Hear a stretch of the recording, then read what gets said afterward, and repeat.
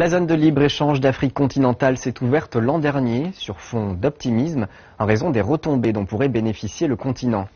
Toutefois, l'accord relatif au marché commun africain fait toujours l'objet de négociations.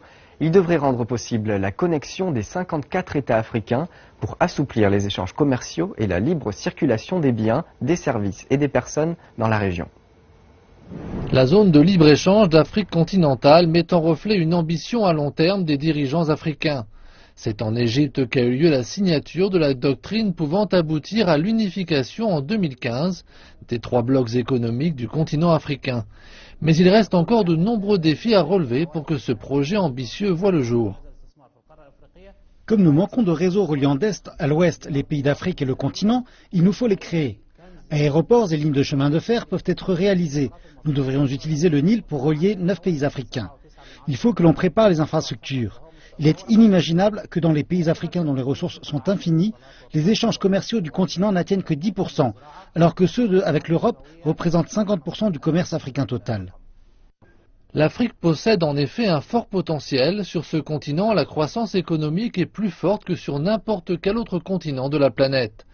De plus, les États membres profiteront de cette situation unique. Les revenus liés au travail et à l'investissement en Afrique pourraient atteindre chaque année 50 milliards de dollars, ce qui est un trésor qui reste à découvrir. Sur l'ensemble du continent, les investissements égyptiens ne représentent que 7,9 milliards de dollars. Ce montant très faible est consacré aux télécoms, au pétrole, à l'énergie, à l'agriculture et à l'industrie chimique.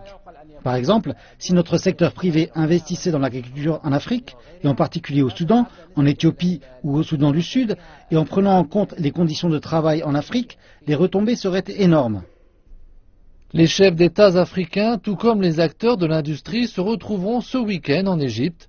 Ensemble, ils travailleront à encourager le commerce et l'investissement intra-africain dans plusieurs secteurs, parmi lesquels l'énergie, les télécommunications et l'agriculture. C'est ici même que le rêve d'une zone de libre-échange du continent africain a été ratifié l'an dernier par les dirigeants africains. Cependant, et bien qu'officiellement acceptée, sa mise en place est lente. Avec les rencontres de cette semaine qui se dérouleront à cet endroit, l'espoir d'une accélération du processus renaît.